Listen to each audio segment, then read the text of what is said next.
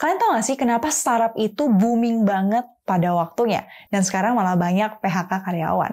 Simpelnya, karena mereka itu mencari suatu masalah dan ciptain solusi yang tepat. Tapi, gimana kalau ada startup bodong yang bukannya menyelesaikan masalah, tapi malah tipu-tipu sampai didenda 30 triliun. Ini dia the dark side of startup.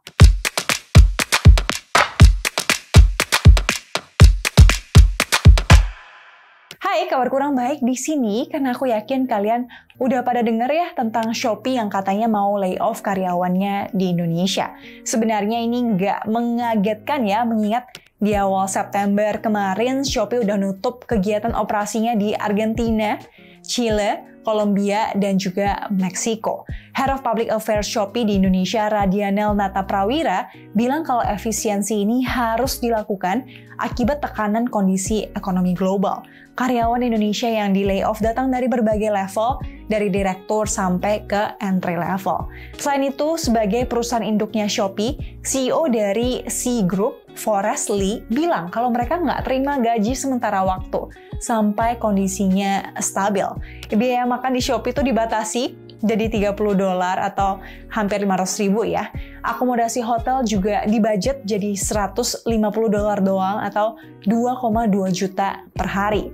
Dan tiket travel pun terpaksa harus di-downgrade jadi kelas ekonomi. Aku harap semoga semua perusahaan, baik yang startup ataupun konvensional dan juga karyawan yang di layoff, bisa comeback stronger ya. Nah, berbeda dengan Shopee yang mencoba menurunkan cost-nya, biar nggak banyak ruginya dan bisa cepat profitable secara legal, beberapa startup ini malah memalsukan hasil tes, label produk, sampai jam kerja dan menggelapkan uang perusahaan sampai 800 miliar. Penasaran? Yuk kita intip satu persatu. Nah, startup yang pertama namanya Hampton Creek di tahun 2016. Agak unik ya namanya ya. Nah, startup ini adalah startup yang bergerak di bidang makanan yang didanai oleh Bill Gates juga. Mereka mempunyai misi untuk menciptakan makanan yang sehat dan affordable, terjangkau secara harga dengan menggunakan protein nabati. Iya, nabati dari tanaman itu. Nah, kok bisa ya mereka muncul dengan ide ini? Ide ini tuh diawali dari fenomena berkurangnya lahan untuk beternak ayam. Unik ya. Nah, karena lahannya yang semakin sedikit, makanya ternak ayam juga terhambat ya, dan jumlah telur yang diproduksi oleh ayamnya juga menurun. Nah, selain itu industri telur juga dinilai membuang energi, menambah polusi, dan memicu penyebaran penyakit, salah satunya penyakit salmonella. Nah, kabarnya para chef dan biochemist dari Hampton Creek ini udah uji coba dan menganalisa 1.500 tipe tumbuhan dari 60 negara untuk mencari formula yang tepat untuk menggantikan protein dari telur ayam tadi. Nah, tapi beberapa bulan sebelum funding Series C, CEO dari Hampton Creek ini, Josh Tetrick, tuh kena skandal. Perusahaannya diduga beli produknya sendiri. Hal ini dilakukan untuk meningkatkan volume penjualan dan mencegah supaya produknya tidak di-delisting dari Target. Nah, Target ini tuh salah satu department store gitu ya di Amerika. Jadi mereka emang sengaja beli barang mereka untuk bisa ngelihat nih kualitas barang-barang secara random tuh bagus atau enggak. Nah, tapi karena tidak ada bukti yang kuat, maka kasus ini akhirnya ditutup. FYI, hampir semua jajaran direksi kecuali Josh mengundurkan diri loh. Ini lumayan unik dan menimbulkan banyak tanda tanya ya. Dan di tahun 2017, Hampton Creek ini berubah nama menjadi Just. Nah, gimana nih menurut kalian? Dan startup yang kedua namanya Mozido Fintech di tahun 2018. Sesuai dengan namanya, startup yang satu ini tuh bergerak di bidang fintech, khususnya di bidang pembayaran mobile. Nah, visi mereka itu mau membuat produk finansial bagi orang di kategori unbanked yang punya HP, smartphone, tapi dia tuh nggak punya akun bank tradisional karena nggak ngerti atau nggak ada aksesnya. Nah, target pasarnya itu di Afrika, Asia Tenggara, dan juga di India. Nah, otomatis hal ini pun menarik perhatian banyak investor. Tapi ternyata perusahaan startup sebesar ini cuma perusahaan tipu-tipu.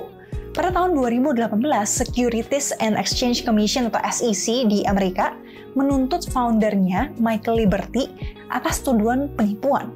Boro-boro cuan dari kinerja perusahaan uang dari investor ternyata diinvestasikan ke perusahaan cangkang oleh Liberty. Perusahaan cangkang tuh kayak perusahaan yang sebenarnya nggak ada, tapi ya dibikin-bikin doang gitu. Tapi isinya tuh nggak ada gitu, cuma cangkangnya doang, nggak ada isi. Nah, menurut pengaduan yang diterima oleh SEC, Liberty juga bohong tentang total investasi pribadinya di Mozido. Alokasi dana investor, valuasi, serta kondisi finansial dari Mozido, semuanya itu ternyata tipu-tipu. Dan penipuan ini tentu aja nggak dilakukan sendirian, tapi dengan bantuan istri, pengacara, sepupu, dan teman sepupunya. Jadi satu keluarga dan kerabat-kerabatnya dilibatkan ya. Dan secara total, Liberty itu menggelapkan dana investor sebesar 48 juta US dollar atau 720 miliar rupiah untuk membiayai gaya hidupnya yang fantastis, mulai dari beli pesawat jet pribadi, mobil mewah, sampai rumah dengan nilai jutaan dolar. Dan startup ketiga yang juga bermasalah namanya itu Theranos di tahun 2018.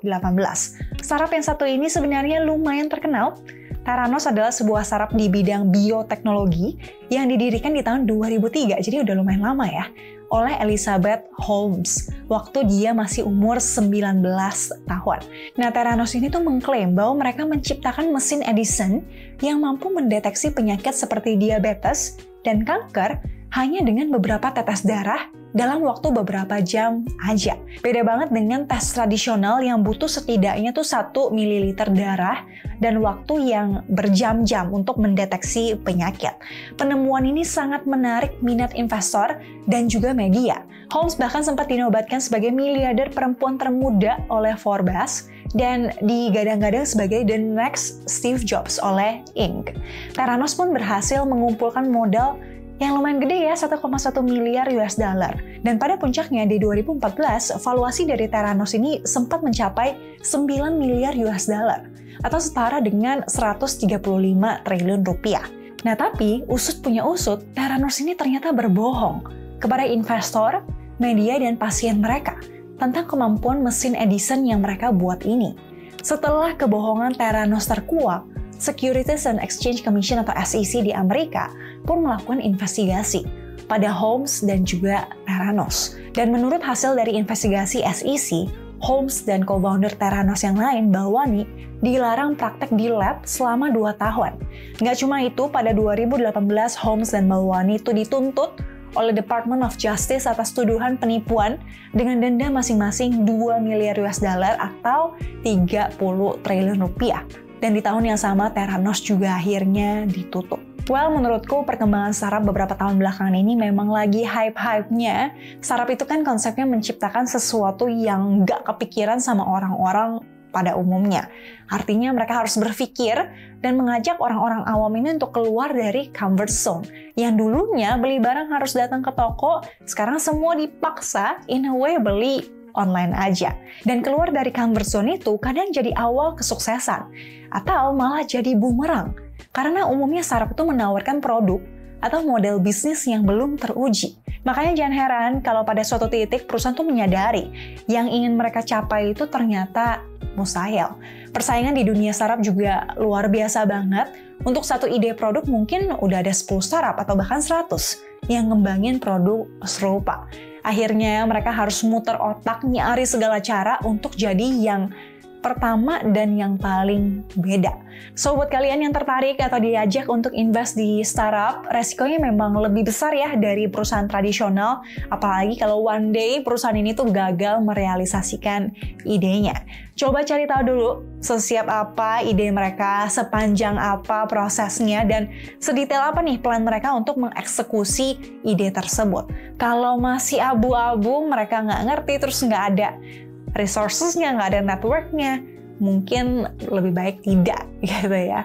Nah, kalau kalian sendiri, pernah nggak punya pengalaman investasi atau kerja di perusahaan startup? Boleh nggak share dark side dari startup yang gelap-gelapnya deh, yang agak jelek-jeleknya, biar kita semua bisa belajar dari cerita kamu. Tulis di komen ya. Thank you for watching sampai akhir. Semoga video ini bermanfaat dan see you di video yang lain. Bye-bye!